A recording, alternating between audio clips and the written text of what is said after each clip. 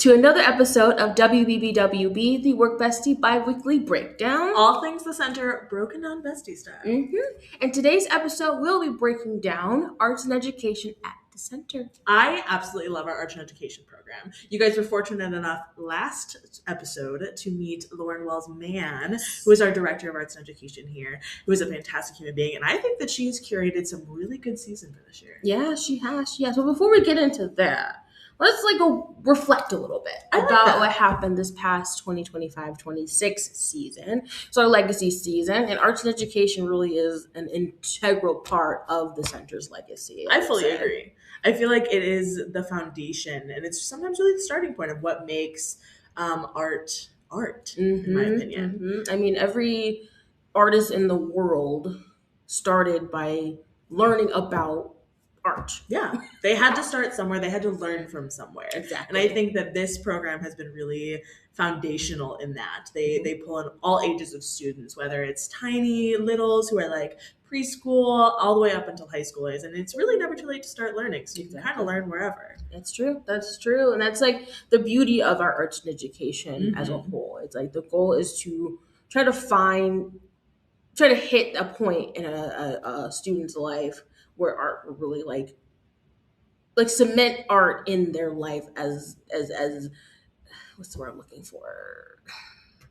As a foundation, I think. Really. Yeah, foundation. Really just at any point in your young years, for lack of a better word, art can really become something that influences who you are as a person. Yeah. And the programming that we put together can touch on anyone of any background, of any age, of any demographic, wherever you are socioeconomically, ethnically, politically, what have you. The goal is for the art to just be something that just you go, yes, I like this, or yes, this speaks to me. And I think we had really great shows this season. I mean, we had things like Click Clack Moo and Pete the Cat. We also had some things that were maybe not as well known, like La Maleta and Maddie's Fridge. So we had a really great season for this legacy season. And I love arts and education because of the way it kind of takes the things that you kind of sit and get lectured about in a classroom setting, and you turn it into this fun core memory that you could then take back to the classroom. Absolutely. That reinforces what your teacher's been trying to get through to you. And sometimes seeing a live performance or putting something to song and dance is what makes it click for people. Some people can absorb knowledge by just it being taught at them or taught to them, but some people need that extra creative spin for it to really resonate. And I think that's a super good point for what's coming up this year. I think that having that foundation, having that ability to learn through song and dance and acting as well, I think that's super important for the things that are coming up this year. Definitely. And so we kind of want to give you a sneak peek at what might be coming for the next season 31, 26, 27. We're so excited. Something that I'm particularly excited for as a person who has a very big passion for the playwright Shakespeare. Everyone knows Shakespeare, right?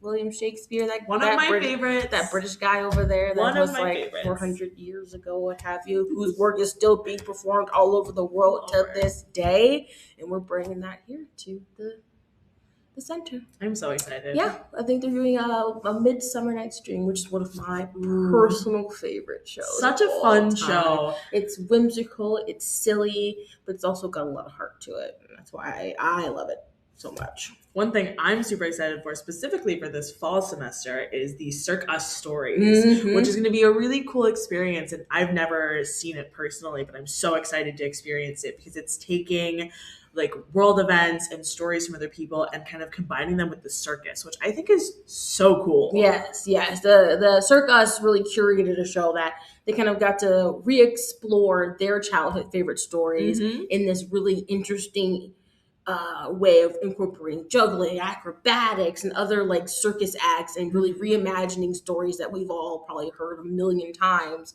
and now they're being told in a brand new, frankly, innovative way. I think it's really cool, and I'm actually super excited to see them come in. Yes. We also have some really cool stuff for the spring semester. We can get into that a little bit later. Yeah, we can get into that a little bit later. Now, in my opinion, and granted, this will be my second season now with you guys.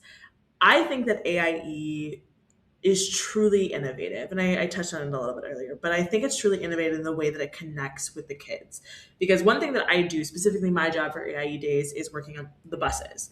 And watching these kids come off the bus, they're curious, they don't really know what they're going to see from whatever show they're seeing. Yes. One thing that really drove me back was the Pete the Cat. Because when you think of Pete the Cat, the book, it's like, oh, it's this cat who goes on adventures and does things. So how do you portray that to a stage?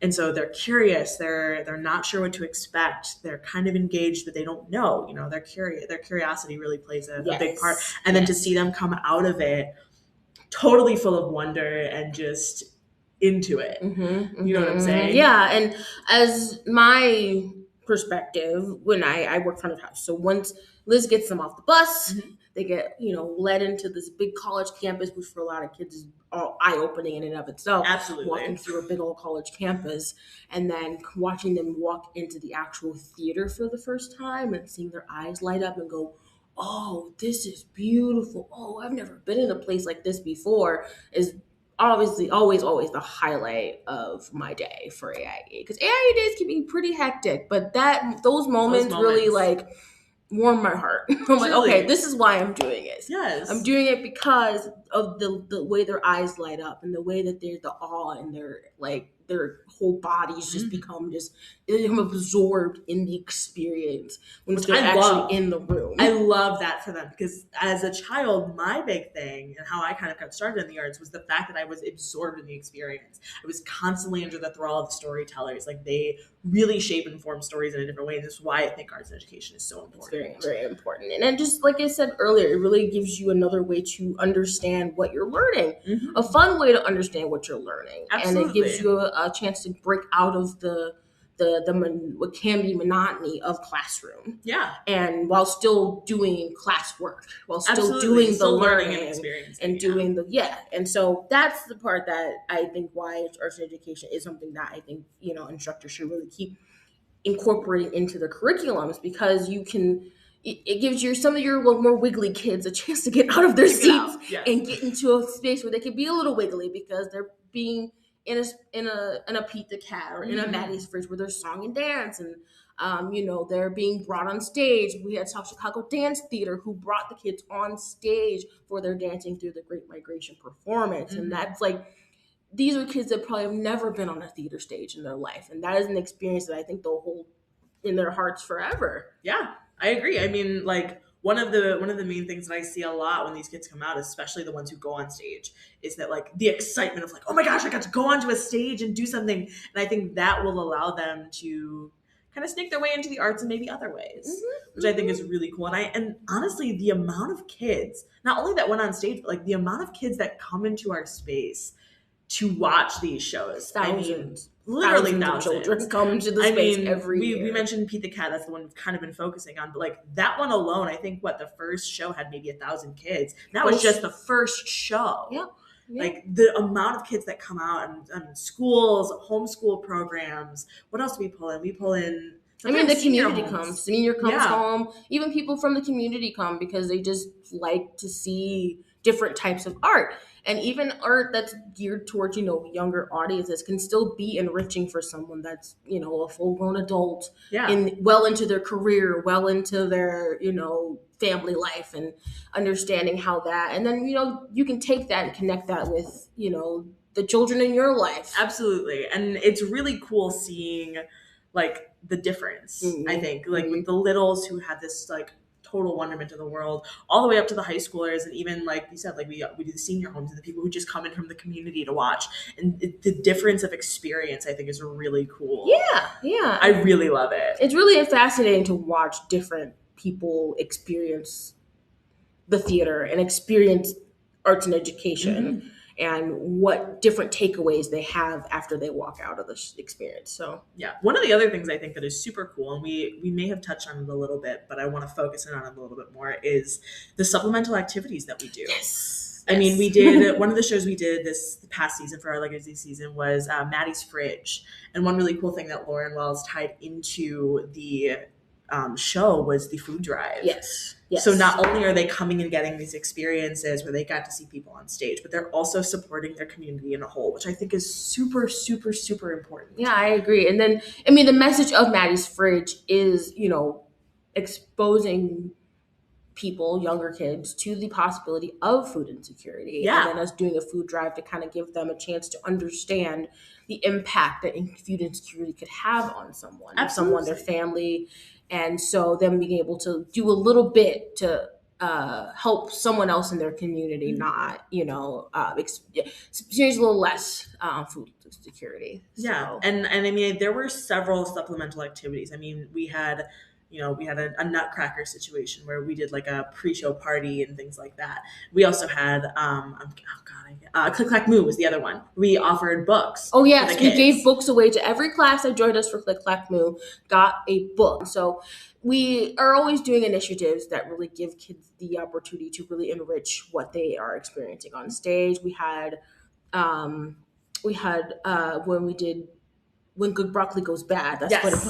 That was the one. We had a group of students stay back and learn how to, grow their own food potentially. And we gave them little plants and little seeds and taught them how to use what to do and which plants to grow when, and just, it was a very tactile experience, which, a lot of kids need to have that kinesthetic tactile experience to really hone in on what was already discussed while just watching something. And the nice thing about art is that, I mean, it's constantly growing. So we have, few supplemental experiences last year, and we're trying to bring some more in for this coming season, which we're really excited about. Stay tuned for that, because Lauren is working very hard to really cement what we can do to further enrich the experiences that we have, because we really want to be an experiential space. Absolutely. Not just an entertainment space. Yeah, and I think, like I said, that's super important. You have, kids who learn tactilely, kids who learn best with music, kids who learn best in just books, and arts and education,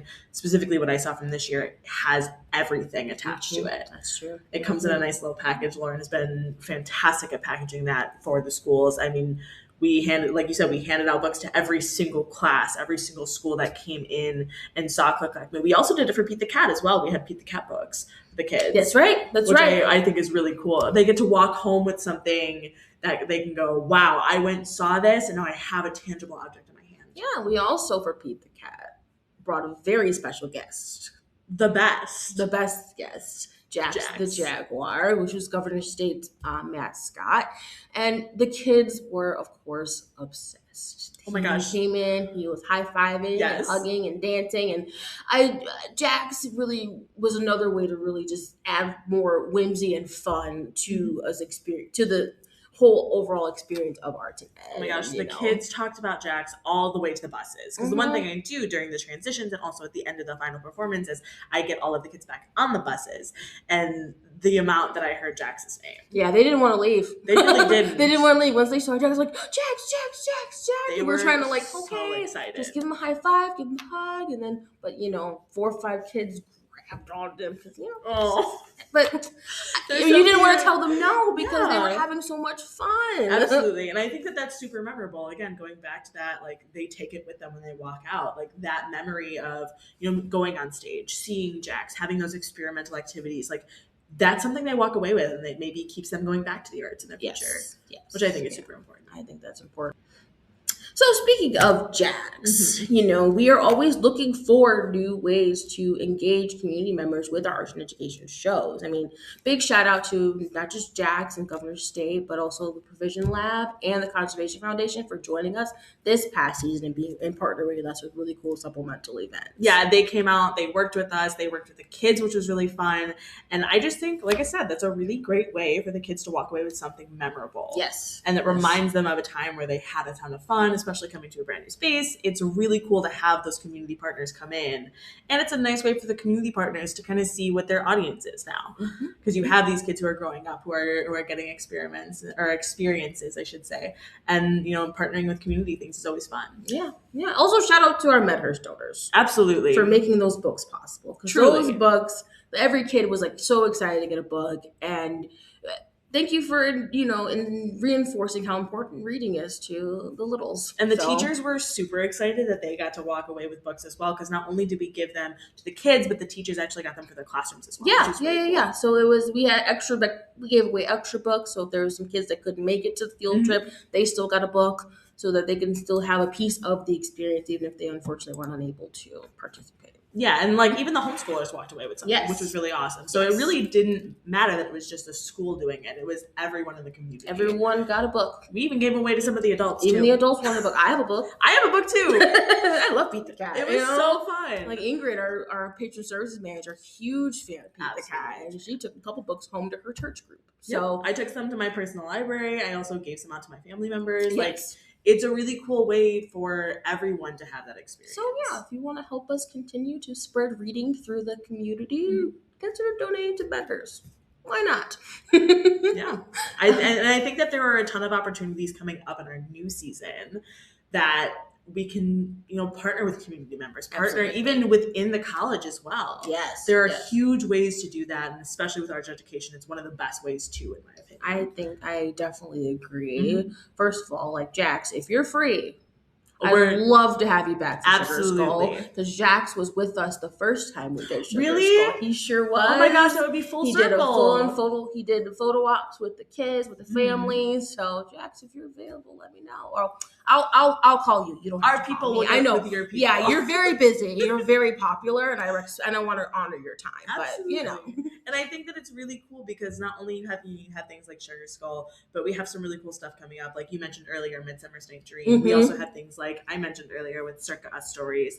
And then we also have things like Math Maniacs. So you talk about Pi Day. It's going to be in celebration of Pi Day. I'm so excited. I love Pi Day. I love Pi Day. I love pie.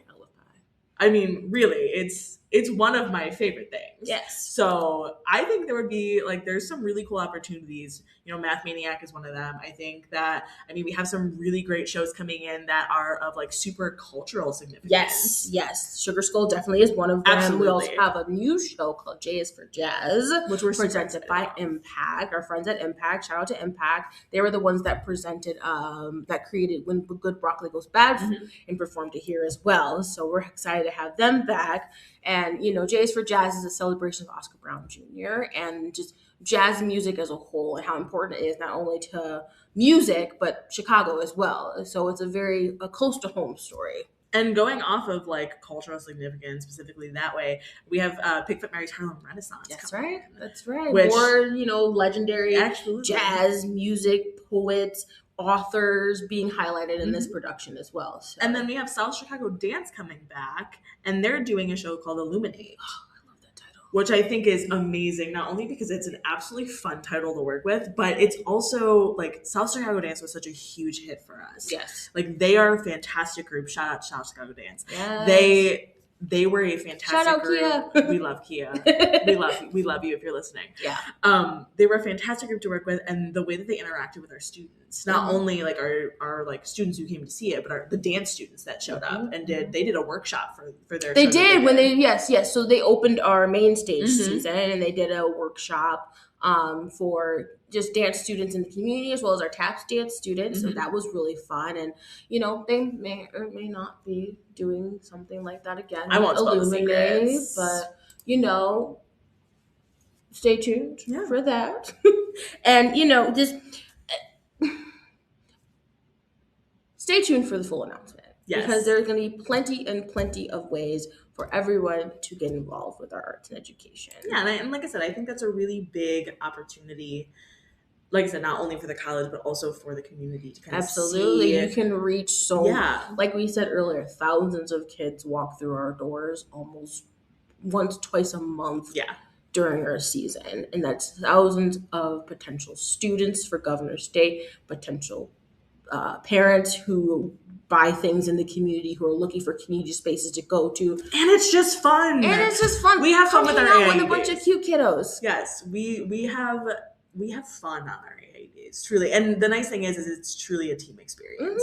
Like every single person on our team is actively working together to make things happen. Yeah, and it gives you a chance to just break away from, your everyday while still doing something positive and impactful for our Southland community. So. And I think, honestly, that's why AIU matters. Like, arts education matters because it impacts our whole community. I agree. Like, I agree. It gives everyone a chance, parents, teachers, kids, students. It gives everyone a chance to come together and watch something that's really cool. I agree. Yeah. So stay tuned for the full announcement. That'll be coming very, very soon. And I think that's it. I think that's all we have for you today. That's all we have. So thank you so, so much for joining us for this episode of WBBWB, the Work Bestie Bi-Weekly Breakdown. All things the center, broken down bestie style. And we'll see you not next week, but the week after. Because it's